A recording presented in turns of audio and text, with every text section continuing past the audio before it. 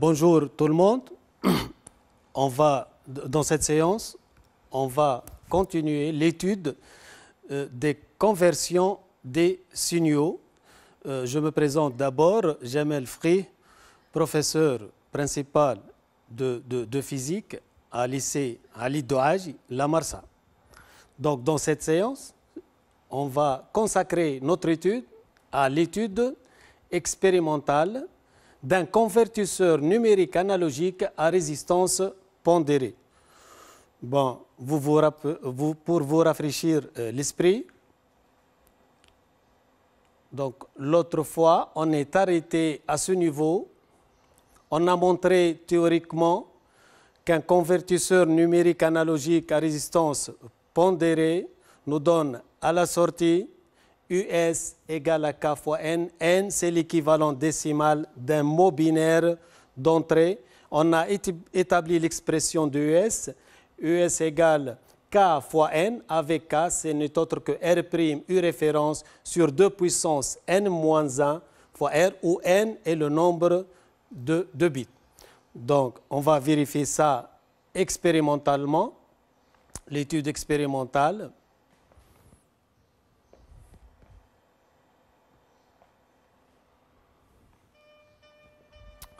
Comme vous voyez là, ça c'est une simulation. On a des résistances pondérées au nombre de 8, des interrupteurs K0, K1 jusqu'à K7, de 0 à 7 ça fait 8 bits. On a les résistances R, 2R et ainsi de suite. C'est de raison de 2 puissance. Une tension de référence, E référence 1,28 volts donnée du problème. Et ça, c'est notre voltmètre à la sortie, notre amplificateur opérationnel, supposé idéal, et notre résistance de sortie qu'on l'a appelée R0. Donc, on va commencer l'expérience. On va commencer par, je vais ouvrir tous les interrupteurs. On va commencer par 0. Vous voyez le mot binaire 0, l'équivalent décimal, c'est indiqué ici 0. Ben, le voltmètre nous indique 0 volts. Je ferme le premier interrupteur, c'est-à-dire A0 n'est plus 0, A0 égale à 1. On trouve une valeur de US égale 0,01 volts. Si je veux, je change la combinaison. A1 égale à 1. Notre bit d'entrée, les 0, 1, 0, l'équivalent décimal, c'est 2. Et vous voyez bien qu'on obtient 0,02 volts. Je ferme en plus le premier interrupteur. Notre mot binaire d'entrée 0, 0, 0, ainsi de suite, 1, 1.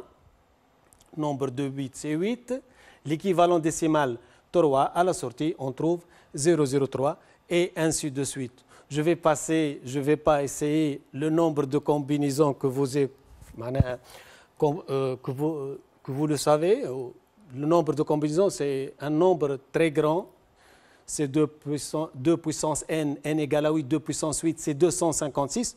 Quand même, on ne va pas faire toutes les expériences. Je vais passer à la dernière, c'est-à-dire lorsque tous les interrupteurs sont fermés. Vous voyez le mot binaire, il ne composé que de 1. Tous les interrupteurs sont fermés. L'équivalent décimal, c'est n max. N max, c'est 2 puissance n moins 1. Vous vous rappelez, n max, il y a 2 puissance n, 2 puissance 8 moins 1, 256 moins 1, 255, et on trouve 2,55. Donc, reprenons. On va dresser un tableau de valeurs, comme dans chaque expérience. Le mot binaire n, l'équivalent décimal et la valeur de US mesurée expérimentalement. Donc pour 0, on l'a vu 0. Pour 1 décimal, le mot binaire 0, 0, 0, ainsi de suite, 1, 1, 0, 0, 1. Et ainsi de suite. Voilà. Ça, c'est un tableau de valeurs qui va nous permettre de tracer cette courbe. Quelle courbe? En fait, c'est US en 10-2 volts, faites attention, en fonction de n. Notre n varie de 0 jusqu'à n max. Ça, c'est n max. 255, c'est quoi? C'est la valeur maximale de US. Ben, on n'a pas respecté l'échelle ici parce qu'il y a 255 nombres. Ne peuvent pas figurer toutes dans une échelle. Donc, pour 1, c'est 0, 0, 1, 1 fois 10 moins 2, et ainsi de suite. Pour 255, vous voyez que 255 10 moins 2, c'est-à-dire 2,55. Comme vous voyez, cette courbe est une droite qui passe par l'origine. Dans l'interprétation, on va indiquer ça. Cette caractéristique US égale à f de n est constituée par une suite de points s'appuyant sur une droite qui passe par l'origine. Comme toute droite qui passe par l'origine, l'équation mathématiquement y égale à a fois x. Sauf que dans notre étude, y c'est us et n correspond à x. La variable c'est n. On varie le mot binaire d'entrée, us varie. Avec US, c'est proportionnel à n. Avec K, c'est quoi? K, c'est la pente de cette droite. La pente de cette droite, il suffit de prendre 3, par exemple, 10 moins 2, divisé par 3, c'est 0,01. C'est 10 moins 2. 2 10 moins 2 sur 2, c'est 0,01. Ou tout simplement, c'est la tangente. Vous voyez, cette pas, elle est identique. Pour passer d'une valeur numérique décimale de 1 à 2, par exemple, c'est le même pas en passant de 2 à 3. Ça, c'est une caractéristique de notre convertisseur qu'on va la définir plus tard. Donc, la tangente, c'est ce pas-là, c'est Q, c'est-à-dire sur cette variation élémentaire. Cette variation élémentaire, ce n'est autre que 1. 2, 3 moins 2, c'est 1. Voilà. On revient à notre interprétation. Donc, K expérimental, c'est la pente. On a montré que c'est égal à 0,01 volts. En conclusion, US est donc proportionnel à N. Reste à vérifier l'expression théorique de K. Est-ce qu'elle est conforme à la valeur expérimentale trouvée ou non? Donc, K théorique, c'est R', U référence, 2 puissance n moins 1 fois R, avec R' donné de l'expérience. R0 égale à R. N égale à 8, 8 bits, 8 entrées, 8 interrupteurs. N'oubliez pas ça. Et U référence, c'est indiqué dès le début, c'est précisé 1,28 volts. Donc, application numérique, notre cas théorique, R fois U référence sur 2 puissance 8 moins 1, 7 égale à 0,01 volts. 1,28 sur 128 égale 0,01 volts. Et vous voyez que notre cas théorique, ce n'est autre que notre cas expérimental, ce qui confirme les résultats trouvés tout à l'heure ou dans la séance précédente, les valeurs théoriques. Les valeurs expérimentales vérifient bien les valeurs théoriques.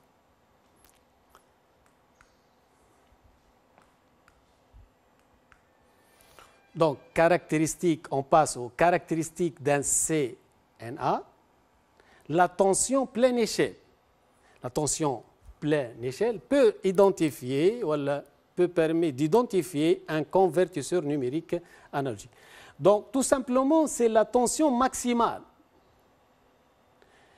que l'on peut mesurer si tous les interrupteurs sont fermés.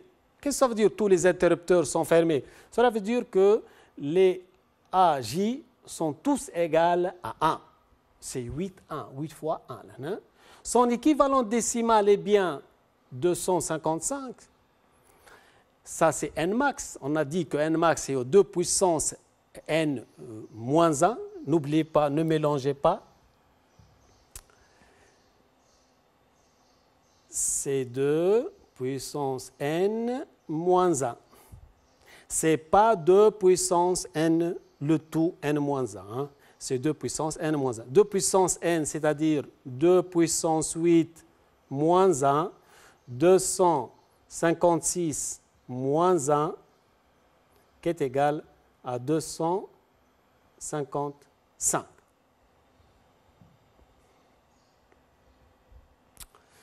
Donc, US max, on l'a dit, US max, c'est égal à quoi en fait? Égal K fois N max. Notre cas, on l'a déjà calculer 0,01 fois n max 255 est égal à 2,55 volts. Ça, c'est US max théorique. Vous voyez bien que c'est conforme, c'est la même valeur.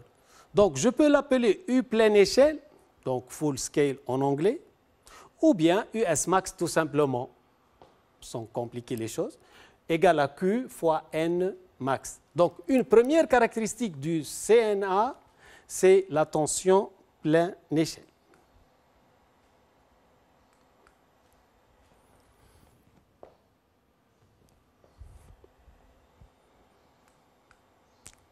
Passons à la deuxième caractéristique, c'est le facteur de proportionnalité.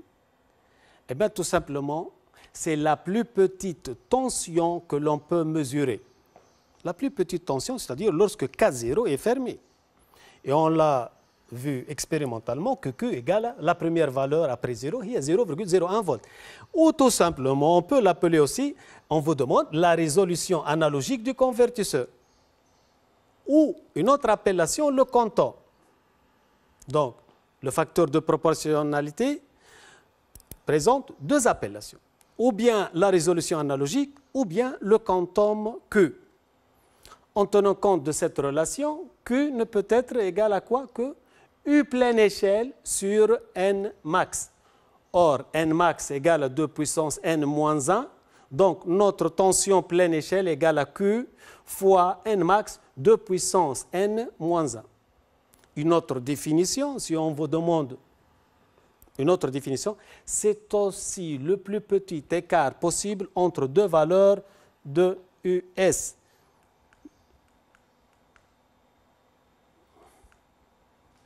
Entre deux valeurs de US, entre cette valeur 1, 10-2 et 2, 10-2, l'écart, ça, ce qu'on appelle Q, le quantum. Hein. Ben, la troisième et dernière caractéristique, c'est la résolution numérique. Donc, on a la résolution analogique quantum et la résolution numérique R égale à 1 sur 2 puissance N. Avec 2 puissance N, c'est le nombre de combinaisons possibles. Si j'ai 4 bits, c'est 2 puissance 4, 16 combinaisons possibles, de mots binaires d'entrée.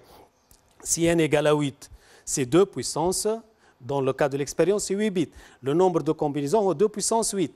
Donc, il suffit d'écrire cette relation, R égale à 1 sur 2 puissance N. Ben, dans notre expérience, puisque N égale à 8, R égale à 1 sur 2 puissance 8, c'est égal à 0,003, ou bien 3, 10 moins 3, 3,9, c'est comme vous voulez. Hein. Voilà, on finit avec les caractéristiques. Cette expérience nous a permis de vérifier les résultats théoriques et de les confirmer. On passe à la généralisation de cette étude d'un CNA. Donc, je répète, pour un CNA, et faites attention à n bits et à réseau de résistance pondéré, R de R jusqu'à 2 puissance N-1R, la tension de sortie s'écrit US égale R' fois U référence 2 puissance N-1 R fois N. N'oubliez pas, toute cette quantité, c'est Q. Les caractéristiques, 3, donc tension pleine échelle, ça c'est cette expression, on l'a déjà donnée. Résolution analogique du convertisseur, ou ce qu'on appelle quantum, Q égale à R', U référence sur 2 puissance N-1 R, faites attention, Q en volts. Puisque U en volts, ça c'est un nombre, toute cette quantité Q doit être en volts. Après l'équation de dimension, bien sûr. Ben, c'est quoi l'équation de dimension? C'est par unité, volt, volt, ça c'est un nombre. Résolution numérique, bien sûr, R égale à 1 sur 2 N. Ça c'est un nombre. Voilà, nous y voilà. On va passer à une petite évaluation. On a commencé notre chapitre par une situation problème qui porte sur l'existence ou non d'un son numérique. On l'a déjà expliqué. Eh bien, on a dit qu'un son numérique, ça n'existe pas. Mais en fait, la manière de stocker un son, ou qu'on le stocke sous sa forme analogique de départ et qui est un signal qui se dégrade facilement et on ne peut pas les récupérer après une certaine durée, et un son numérique, c'est une grandeur analogique convertie en numérique et stockée en numérique. On peut les récupérer sans aucune perte. et c'est notre ère d'aujourd'hui, c'est le numérique. Il y a plus de, ça existe l'analogique, mais il laisse la place du jour au jour au numérique, parce que le numérique, c'est plus fiable. Donc, dans notre évaluation, c'est très simple. On considère un convertisseur numérique analogique à 5 bits. Faites attention, lorsque vous entamez la résolution d'un exercice ou une évaluation, faites attention. Les données, parfois, se retrouvent dans les littératures, dont plusieurs élèves passent toujours directement aux questions. Il faut se concentrer sur les données à 5 bits. Si, par exemple, c'est bien indiqué 5 bits, il ne faut pas passer à 4 bits ou bien à 8 bits. Ça, c'est 5 bits, c'est clair et net. De résolution analogique au comptant. On vous donne le comptant. Q égale à 0,75. Q égale 0,75, 0,75 volts. Première question. Quelle est la valeur de la tension de sortie US pour une entrée binaire N1 égale à 0, 1, 0, 1, 1? C'est le mot binaire d'entrée. Eh bien, il faut avoir à l'esprit que toute cette étude nous a ramené que US égale à Q fois N. US égale à Q fois N. US égale Q fois N. Que représente N en fait? N, ce n'est autre que l'équivalent décimal de ce mot binaire. Puisqu'il s'agit de 5 bits, normalement, notre N, je peux l'écrire ici, N égale 2 puissance n égale à 5, donc je vais commencer par n moins 1, donc 2 puissance 4 à 4, plus 2 puissance 3 à 3, plus 2 puissance 2 à 2, plus 2 puissance 1 à 1, ainsi de suite, plus 2 puissance 0 à 0. J'ai le mot binaire, donc pour A4, c'est 0. Pour A3, 1. Pour A2, 0. Pour A1, c'est 1. Et pour A0, finalement, c'est 1. En fait, n, c'est la somme de quoi? Donc, j'ai 8. 8 plus 2, ça fait 10, plus 1, c'est 11. Donc, US égale à Q fois N, c'est-à-dire US égale à 0,75 fois 11. Une application numérique simple, je peux trouver la valeur de US.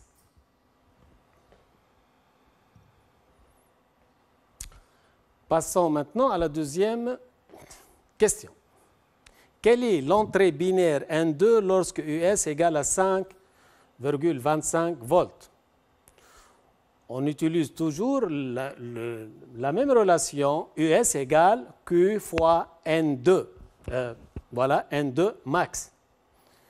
Il suffit de déterminer ce N2 tout simplement. Donc, à ce niveau, je peux directement écrire N2 max égale à quoi? Égale à US divisé par Q. US divisé par Q, cela veut dire quoi? 5,25 divisé par 0,75. 5,25 divisé par 0,75. 5,25 fois 4, ça fait 21. 21 sur 3, donc c'est 21 sur 3 égale à 7. Donc, pour avoir 7, donc A4, A3, A2, A1, A0, Donc, là, on a A5, il s'agit de 5 bits. Donc, A5, A4, A3, A2, A1 et A0. Donc, je n'ai pas intérêt de prendre A5 égale 1, donc 0. Bon, 7 tout simplement 1, 1, 1. Donc, 2 puissance 4, 2 puissance 2, 4, plus 2 puissance 1, 2. Donc, 2 plus 4, ça fait 6, plus 2 puissance 0, 1, 7. Les autres sont 0. Ça, c'est notre mot binaire N2 qui correspond à la grandeur de sortie 5,5 volts. Voilà. Trouvez la tension correspondant à la pleine échelle de ce convertisseur. Ben, tout simplement, vous voyez que j'utilise toujours la même relation. Hein. US égale à Q fois L. Donc, US, cette fois-ci, puisque la pleine échelle, c'est quoi la pleine échelle? Pleine échelle, c'est US max. Donc, US max n'est autre que Q fois N max. Notre Q, c'est 0,75 donné fois N max. C'est 2 puissance 5, 2 puissance 5 moins 1. 2 puissance 5, c'est 32. 32 moins 1, c'est 31. Donc, application numérique, tout simplement, 0,75 fois 31. Vous pouvez trouver la valeur de la tension plein échelle. Quatrièmement, trouver l'entrée binaire Nmax pour laquelle l'amplificateur opérationnel reste en régime linéaire. Et on vous donne la condition. Hein. Pour qu'il soit en régime linéaire, il faut que USmax ne dépasse pas 15 volts. Ben, tout simplement, je vais écrire notre USmax, c'est Q fois Nmax doit être inférieur ou égal à 15. Donc, notre Nmax doit être inférieur à quoi? À 15 divisé par Q, c'est-à-dire par 0,75. Ben, tout calcul fait, normalement, on doit trouver 20. Nmax doit être inférieur à 20. Je reprends donc là A 5, A 4, A3, A2, A1, A0, il n'y a pas de A5.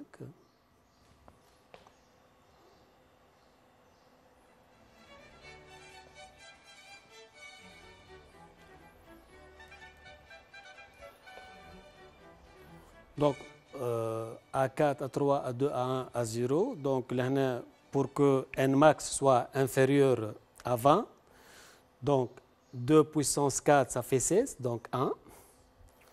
2 puissance 3, 8, donc ça devient supérieur à 20, donc 0. 2 puissance 2, 4, donc 16 plus 4, c'est 20. Et les autres, 0, 0. Donc, notre mot binaire, c'est n'est autre que Nmax. Donc, Nmax, c'est 1, 0, 1, 0, 0. Voilà.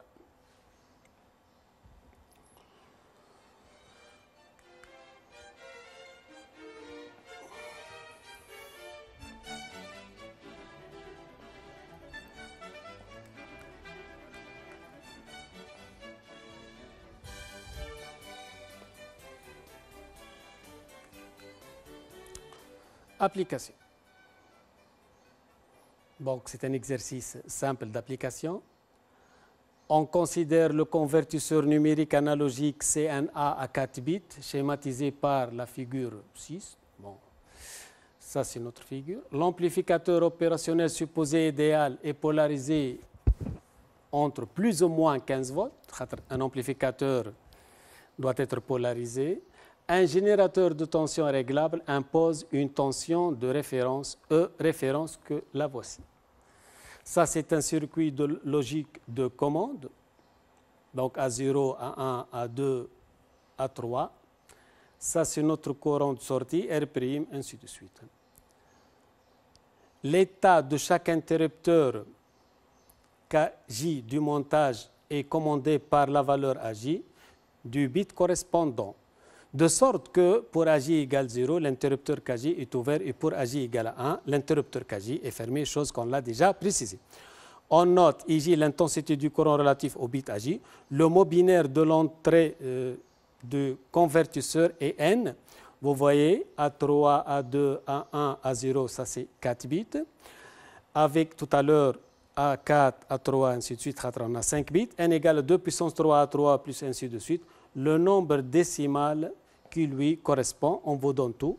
Ben, la première question, donner le symbole d'un convertisseur numérique analogique. J'ai insisté au début de la séance sur le symbole, donc numérique analogique, ça c'est n bits. Donc ça c'est numérique vers une valeur analogique et ça c'est US. Ça c'est notre symbole du convertisseur numérique analogique. Hein.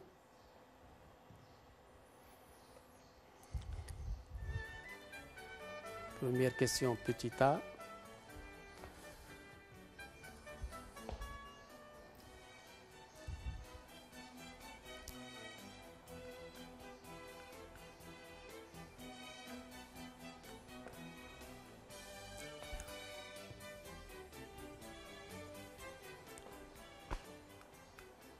Petit b, préciser le nombre de valeurs possibles de la tension de sortie US de ce convertisseur.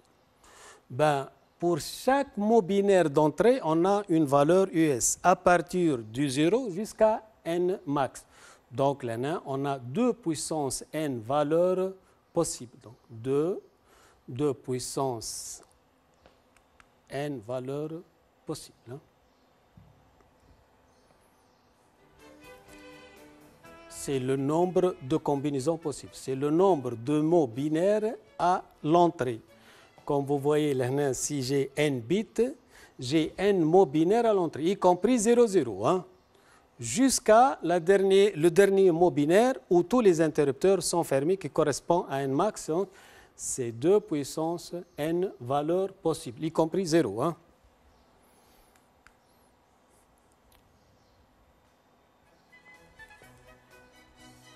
Ça, c'est pour petit b.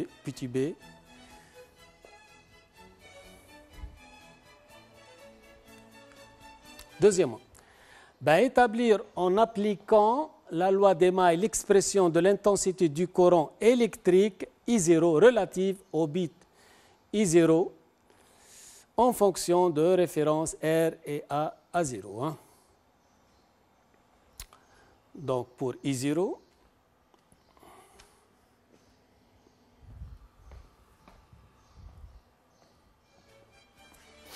donc, je vais réduire tout le circuit en une seule maille. Donc, ça, c'est 8R. Notre amplificateur opérationnel, notre résistance R'.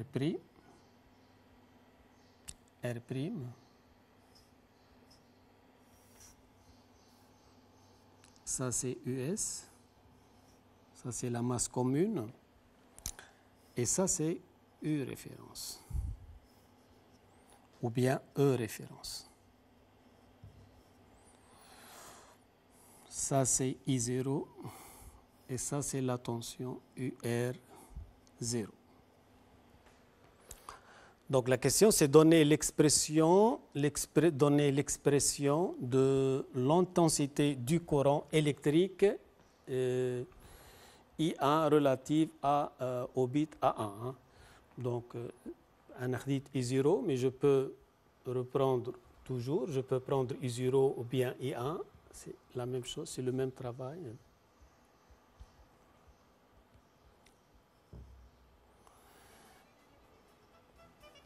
Donc, en fait, ça c'est I1, 4R, ça c'est UR1 ou bien U1 tout simplement. Hein. Voilà. Je répète, donc donner l'expression du courant I1 relative au bit A1 en fonction de référence R et A1. Donc loi d'émail, tout simplement, UR1 plus E référence. On a ici notre epsilon, le gain de l'amplificateur, plus epsilon égale 0. Donc loi d'Ohm, R1 fois I1 égale moins E référence. I1 égale moins E référence divisé par R1, c'est-à-dire égal moins E référence divisé par 4R. Là, je peux introduire là A1 parce que A1 peut prendre deux valeurs possibles, ou bien 0 ou bien 1. Si A1 égale à 0, donc il n'y a pas de courant I1. I1 égale 0. Si A1 égale à 1, donc notre I1 égale à moins A1 E référence sur 4R, chose qu'on l'a établie déjà. Donc je répète, ça c'est le plus important lorsque on résout un exercice de conversion des signaux. Donc je répète, loi d'émail, UR1 plus E référence, c'est dans ce sens, plus E, c'est moins epsilon,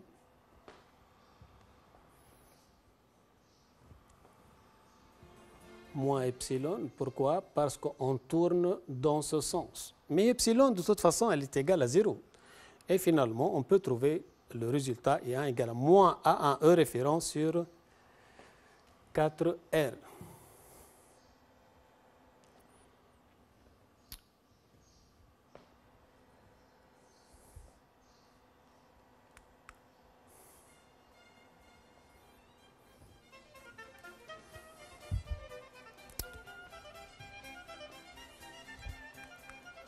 Petit c, exprimer l'intensité du courant I dans le conducteur R' en fonction de E référence R et N. On veut exprimer l'intensité du courant I dans le conducteur R', c'est ce courant I en fonction de E référence R et N. Ben, vous voyez bien que notre amplificateur est supposé idéal. Il n'y a pas de courant I- dans cette entrée. Donc la somme de tous ces courants, I3 plus I2 plus I1 plus I0, ce n'est autre que le courant I. Or, on a trouvé que d'une façon générale,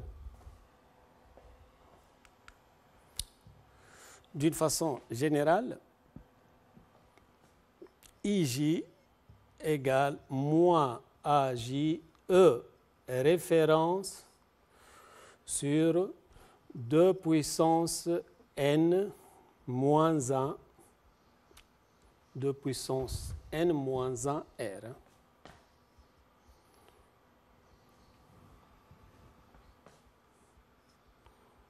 De puissance N moins 1 fois R.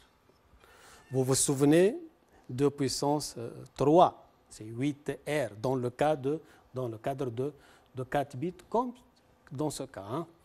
Donc, il me demande quoi I. Donc, tout d'abord, j'ai I0 égale moins A0 E référence sur 8 plutôt sur R0, c'est-à-dire 8R.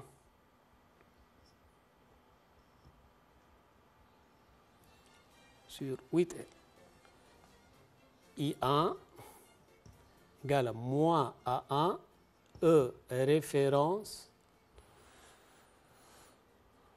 sur 4R. I2 égale moins A2 E référence sur 2 Z et I3 égale à moins A3 E référence sur R. Sur R. Voilà.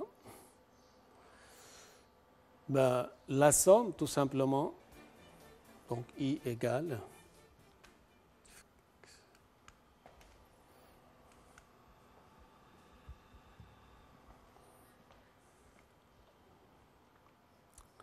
I égale à la somme, donc I3 plus I2 plus I1 plus I0, ben, c'est-à-dire égal moins A3 plutôt E référence sur R moins A2 E référence sur 2R, et ainsi de suite. De toute façon, moins A1 E référence sur 4R moins E référence sur 8R. Donc A1, A0. Qu'est-ce que ça va donner là, hein? Ça va donner en facteur, c'est-à-dire moins E référence sur, je vais mettre 8R en facteur, et ça va me donner quoi? Donc là, je n'ai pas de 8 au dénominateur, donc je dois multiplier. 8 à 3 plus 4 à 2 plus 2 à 1 plus 2 puissance 0, maintenant plus tout simplement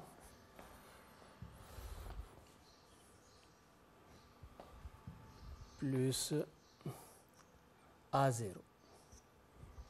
Or, tout ça, ce n'est autre que N. Et on aura notre I et moins E référence sur 8R fois N. Ça, c'est I. Hein.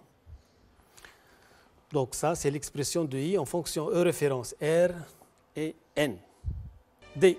Montrer que la tension US peut s'écrire sous la forme US égale à alpha fois N avec alpha, une constante dont on précisera l'expression. Donc en utilisant le résultat de la question précédente, I égale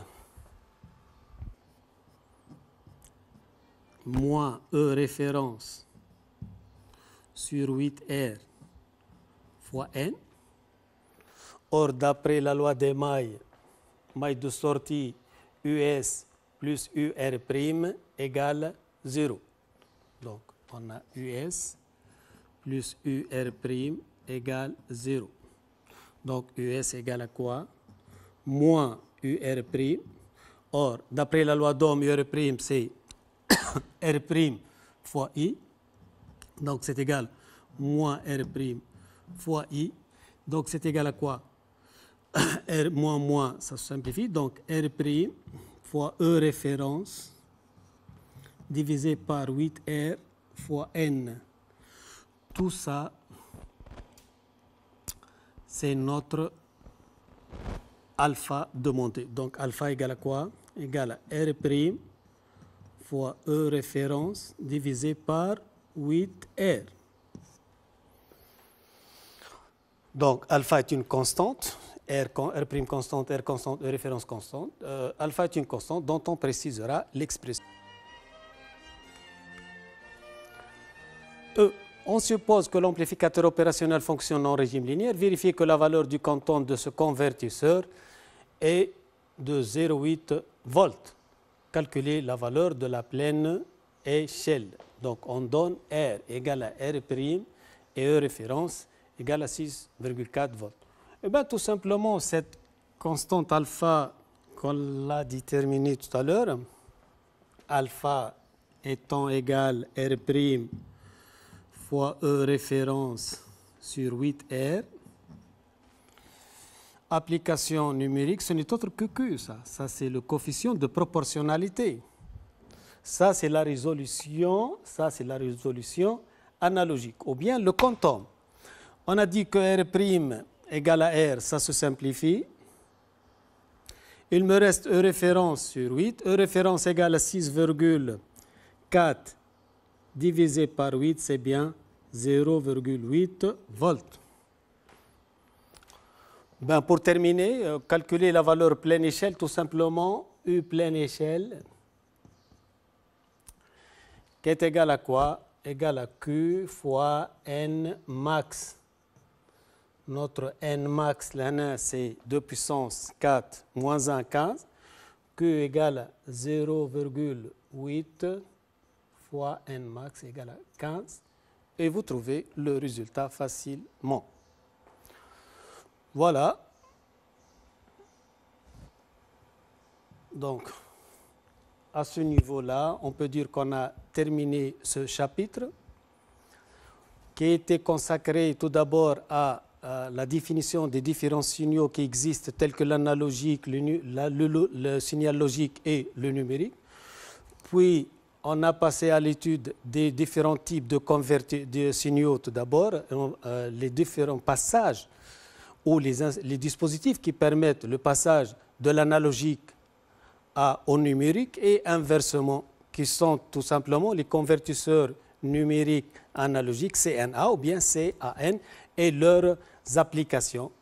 On a consacré toute l'étude presque au fonctionnement de CNA d'une étude théorique et confirmée par une étude expérimentale. Et finalement, on a terminé par une évaluation et une application. Voilà, nous y voilà. J'espère que j'ai participé à vous éclaircir les choses. Donc, bonne chance pour votre examen final et que de la réussite pour tout le monde.